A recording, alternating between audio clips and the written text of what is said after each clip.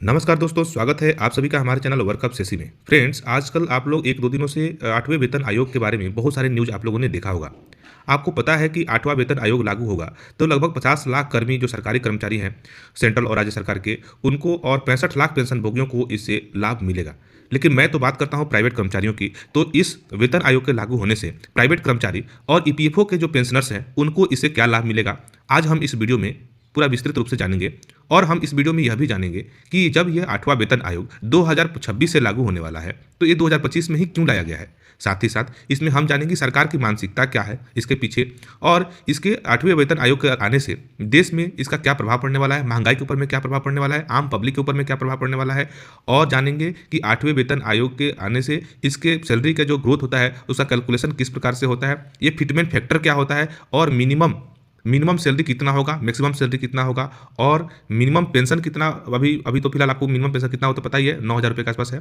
और इसके आयोग के आने के बाद मैक्सिमम और मिनिमम पेंशन कितना होगा, हम इन सभी के बारे में विस्तृत जानकारी प्राप्त करने वाले हैं। वीडियो में आप लोग बने रहिए, वीडियो को लास्ट तक देखिए, स्किप मत कीजिए, और वीडियो को पूरा देखने के बाद वीडियो को लाइक अवश्य करें। दोस्तों, केंद्रीय कर्मचारियों और पेंशन भोगियों के वेतन, भत्ते एवं पेंशन में वृद्धि करने पर अनुशंसा देने के लिए केंद्र सरकार ने गुरुवार को 8वें वेतन आयोग के गठन का फैसला किया। सूचना एवं प्रसारण मंत्री अश्विनी वैष्णव ने यह जानकारी दी कि प्रधानमंत्री नरेंद्र मोदी ने 8वें वेतन आयोग के गठन के प्रस्ताव को मंजूरी दे दी है। इस फैसले से केंद्र सरकार में कार्यरत 50 लाख कर्मियों और 65 लाख पेंशन भोगियों को लाभ होगा। इस फैसले से सरकार पर वित्तीय बोझ तो बढ़ेगा, लेकिन इसका असर देश में विभिन्न उत्पादों व सेवाओं की मांग को बढ़ाने पर भी होगा। अभी जिस तरह से भारतीय इकोनॉमी मांग की कमी से जूझ रही है, उसे देखते हुए इसका सकारात्मक असर होगा। दिल्ली में 4 लाख केंद्रीय कर्मचारी हैं, सिर्फ दिल्ली में 4 से लगभग 6 लाख, अगर पूरा मिला तो 6 साढ़े 6 लाख ऐसे कर्मचारी, केंद्रीय कर्मचारी हैं। और आपको पता ही है कि दिल्ली में इलेक्शन होने वाला है, तो इसकी घोषणा से जो है दिल्ली चुनाव में बीजेपी को सीधा सीधा फायदा होने की उम्मीद है। अश्विनी वैष्णव ने बताया, आजादी के बाद से ही एक निश्चित अंतराल पे, जैसे कि 10-10 साल के अंतराल पे केंद्रीय कर्मचारियों का वेतनमान बढ़ाने पर सुझाव देने के लिए वेतन आयोग का गठन किया जा रहा है। अंतिम बार लास्ट टाइम 7वें वेतन का आयोग का जो सिफारिशें हैं, जो कि 2014 में गठित हुआ था और 2016 से प्रभावित हुआ, वैसे 8वें वेतन आयोग का गठन अगले वर्ष 2026 में किया जाना था। लेकिन प्रधानमंत्री ने यह फैसला अभी इसलिए किया है ताकि उसे सिफारिश देने और सरकार को उस पर फैसला करने के लिए पर्याप्त समय मिल सके। उन्होंने कहा कि आयोग के अध्यक्ष और 2 सदस्यों की जल्दी ही नियुक्ति की जाएगी। वेतन आयोग सरकार को अपनी सिफारिश देने से पहले केंद्र व राज्य सरकारों और अन्य पक्षकारों के साथ व्यापक विचार विमर्श करता है। गौरतलब है कि पहले वेतन आयोग का गठन मई 1946 में किया गया था। मनमोहन सरकार ने गठित किया था पिछला आयोग। वेतन आयोग की सिफारिश के बाद जब वेतन भत्ते आदि में वृद्धि होती है, तो उससे पूरी इकोनॉमी पर सकारात्मक असर होता है। आप सोचते होंगे कैसे? जब किसी कर्मचारी के पास उसकी आवश्यकता से ज़्यादा पैसा आती है, तो वह उस पैसे को बाजार में ज़्यादा से ज़्यादा खर्च करता है, तो पैसे वापस इकोनॉमिक्स में, बाजार में वापस रिटर्न आती है, और फिर वो पैसा फिर हर आम इंसान के पास पहुंचता है। इस तरह से लोगों में पैसे तो बढ़ते हैं, साथ ही साथ एक इसका ड्रॉबैक है, नुकसान यह है कि जब बाजार में पैसों की संख्या बढ़ती है, तो फिर उस समय महंगाई बढ़ती है। इसमें आम पब्लिक जिसके पास कमाई का कोई स्रोत नहीं है, वो इसमें पिस जाता है। जिसे मध्य वर्गीय लोग जितने हैं, मिडिल क्लास के लोग हैं, वो इसमें पिस जाते हैं बुरी तरह से, क्योंकि उनके पास ना तो पैसा होता है, ना उनके पास ज़्यादा काम होता है।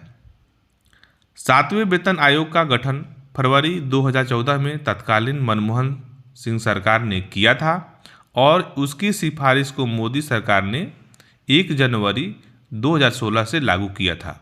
आप सोच रहे होंगे कि इसमें प्राइवेट कर्मचारी को क्या फ़ायदा होने वाला है। जब पिछली बार 2016 में 7वां वेतन आयोग लागू हुआ था, तो आपको याद होगा उस समय जितने भी प्राइवेट कर्मचारी थे, उनके सैलरी एक बार रिवाइज हुआ था। रिवाइज इसलिए हुआ था कंपटीशन की वजह से, क्योंकि जब उस समय सरकारी कर्मचारियों की 7,000 सैलरी थी, तो 7वें वेतन आयोग आने के बाद उनके सैलरी रिवाइज होकर 18,000 रुपया मिनिमम कर दिया गया। जिसका मिनिमम 7,000 रुपया सैलरी था, उसका न्यूनतम जो है सैलरी जो 18,000 रुपया प्रति माह कर दिया गया था, लगभग 2.5 गुना। यानी कि फिटमेंट फैक्टर जो मैंने आपको बताया था 2.5 लागू हुआ था उस समय। इस बार शायद हो सकता है कि फिटमेंट फैक्टर 3 लागू हो, यानी कि जिसका अभी मिनिमम सैलरी जो 18,000 रुपये है, हो सकता है उसका मिनिमम सैलरी अब 54,000 रुपया हो जाए। ठीक है, तो जब जितने भी प्राइवेट कंपनियां हैं, जितने भी प्राइवेट कंपनियां हैं, प्राइवेट कर्मचारियों को मार्केट में कंपटीशन करने के लिए प्राइवेट कंपनियां भी सैलरी बढ़ाती है।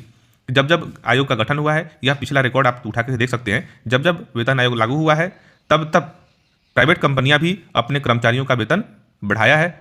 और इसी से उम्मीद लगाया जा रहा है कि जब ये 8वां वेतन आयोग लागू होगा तो एक बार जितने भी प्राइवेट सेक्टर की कंपनियां हैं अपनी सैलरी रिवीजन करेगी, तो इससे प्राइवेट कर्मचारी भी को भी फायदा होगा और जितने भी पेंशनर्स हैं उनको भी इससे बहुत फायदा मिलेगा।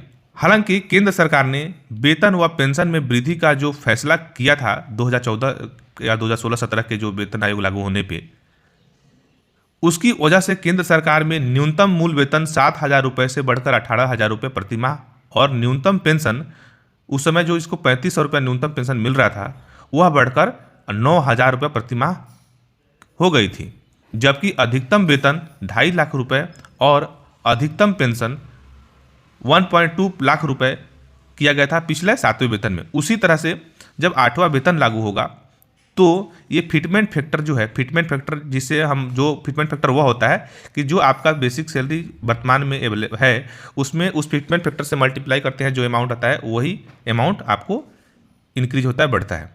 तो उस समय 2.5 फिटमेंट फैक्टर लगा था, इस बार जो फिटमेंट फैक्टर लगेगा शायद 3 लग सकता है। इससे देश के इकोनॉमिक्स तो बढ़ेगा ही, साथ ही साथ महंगाई भी बढ़ेगा। इसमें बाजार में पैसे ज़्यादा से ज़्यादा आएंगे और सरकारी कर्मचारियों का स्थिति सुधार होगा, सरकारी पेंशनर्स का स्थिति सुधार होगा। वहीं प्राइवेट कर्मचारियों के बारे में अभी असमंजस है।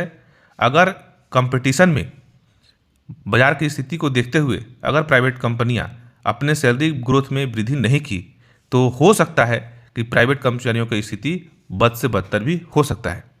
लेकिन पिछले 7वें वेतन आयोग के हिसाब से अगर इस 8वें वेतन आयोग के गठन के बाद अगर प्राइवेट कंपनियां अपने सैलरी वृद्धि में अगर रिवीजन नहीं करती है, एक वही 5% और 2% का रिवीजन पे अटकी रहेगी, तो बाजार में पैसे आएंगे, बाजार में पैसे आने से महंगाई बढ़ेगी। लेकिन उस महंगाई के हिसाब से अगर प्राइवेट कंपनी में काम करने वालों की सैलरी नहीं बढ़ी तो वो सर्वाइव नहीं करेंगे और अभी मध्य वर्गीय में है, मिडिल क्लास में है, तो वो आ जाएंगे गरीबी रेखा के नीचे। आज जो गरीबी रेखा के नीचे हैं वो जो है अति पिछड़ा और अंत्योदय में पहुंच जाएंगे। आपकी इसके बारे में क्या राय है? आप लोग अपनी राय अब इस वीडियो के कमेंट में अवश्य दें, क्योंकि ये जो अभी जो लाया गया है, मुझे ऐसा लग रहा है कि ये चुनावी रणनीति है सरकार की। 2025 में दिल्ली का जो इलेक्शन है इसमें आनंद फानंद में सरकार ने घोषणा कर दिया है और इसका रिजल्ट तो इलेक्शन के बाद ही पता चलेगा क्या होने वाला है।